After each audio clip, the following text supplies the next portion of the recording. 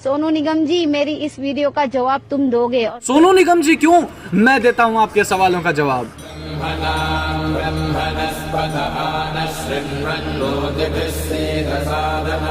हर हर महादेव, राधे राधे। मैं हूं आकाश पांडे और चलिए आज की वीडियो की शुरुआत करते हैं दीदी को जवाब देने से। सबसे पहले मैं अपने सनातनी भाइयों को कहना चाहूँगा कि यार तुमने इतनी फुर्सत किसी को क्यों दे दी है कि कोई तुम्हारे पूजा पाठ पे, कोई तुम्हारे धर्म पे सीधा आके उंगली उठाने लगे, सीधा आके सवाल करने लगे। ये तुम्हारी ही गलती थी जब तुमने स्टेजों पर हो रहे अपने धर्म के मजाक पर हंसी निकाली थी। ये तुम्हारी ही गलती थी जब अपनी माँ बहनों की हटती हुई इज्जत को देखकर तुम बड़े ही खुश हुए थे।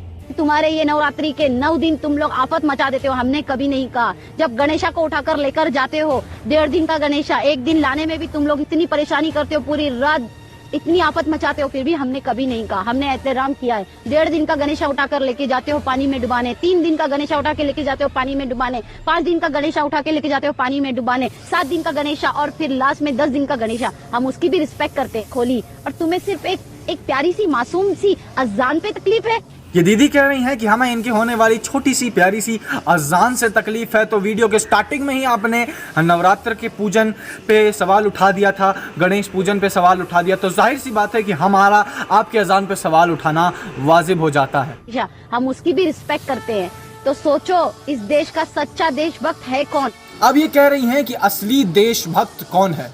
क्या ये हैं असली देशभक्त या ये हैं असली देशभक्त? अब इन फोटो से आपको समझ में आ गया होगा कि ओरिजिनल में इन लोगों का एजेंडा क्या है। नवरात्रि, हाँ, तुम्हारे महादेव की कितनी तरीके की कितने भगवान हैं तुम्हारे, कई लाखों भगवानों की तुम्हारी पूजाएं हम सुनते हैं। अब ये कह रही हैं कि इन्होंने लाखों देवी देवताओं की पूजा पाठ सुने हैं, तो जिससे इनको बड़ी तकलीफ हो रही है। मैंने अपने जीवन में 30-35 से ज्यादा नहीं सुनी, और गिनी चुनी तो हाथ पे भी याद है, हनुमान आरती और ये हनुमान अष्टक, ये सब गिनी चुनी 30-35 चीजें तो मैंने सुनी। आपने कहाँ से सुन ली इतनी सारी? क्योंकि जिस तरीके से हिंदू धर्म है और हम रिस्पेक्ट देते हैं। कहाँ से इज्जत करते हैं दीदी आप हमको बताइए ना। आपके एक आए थे ये बाबर जी, जिन्होंने श्री राम के मंदिर को तोड़ के ऊपर से मस्जिद बनवा दिया, ठीक है। फिर एक सिकंदर लोधी आए थे जिसने नगर कोट में ज्वाला माता का जो मंदिर था, माता दुर्गा का मंदिर था, उस मूर्ति को अलग अलग टुकड़ों में विभाजित किया और उस टुकड़ों को कसाई खाने में दे दिया, कसाई तोलने के लिए। ये इज्जत है? बहुत अच्छी इज्जत बताई जी आपने। और फिर आपके एक ख्वाजा मोइनुद्दीन चिश्ती आए थे। उन ख्वाजा मोइनुद्दीन चिश्ती ने क्या किया था, एक संयोगिता नाम की लड़की थी, उन्होंने कहा मैं धर्म परिवर्तन नहीं करूंगी, तो उसको निर्वस्त्र करके हजारों की अपनी मुगल फौज के सामने फेंक दिया। बहुत बड़ी इज्जत करी है आपने। ये इज्जत की बात ना हमारे सामने ना किया कीजिए। ये तो सिर्फ चंद बातें, अभी और बोलने लग गए तो तकलीफ में आ जाएंगे। कितना डर है बीजेपी और आरएसएस और बजरंग दल और वीएचपी वालों का। नहीं तो याद रखना, 25 करोड़ मुसलमान हैं, कोई ऐसे वैसे नहीं। इनका कहना है कि देश में 25 करोड़ मुसलमान हैं कि क्या करेंगे हमारे साथ। तो देवी जी, इस देश में आरएसएस के सिर्फ 40,000 स्वयंसेवक हैं, और उन सिर्फ 40,000 स्वयंसेवकों ने इतनी हिला के रख दी है, तो सोचो जब 1 करोड़ हिंदू सनातनी संगठन में आएंगे तो क्या कुछ कर डालेंगे। और याद रखना, धर्म मजहब सब एक है। बिल्कुल नहीं, ये मेंटालिटी तो हटा ही दो, क्योंकि धर्म वो है जो अजन्मा है, जो शुरुआत से है, और मजहब जो है जिसका जन्म हुआ है। आप लोग खुद ही कहते हैं कि हम 1400 ईस्वी से आए हैं। ये मेंटालिटी हट जाना चाहिए।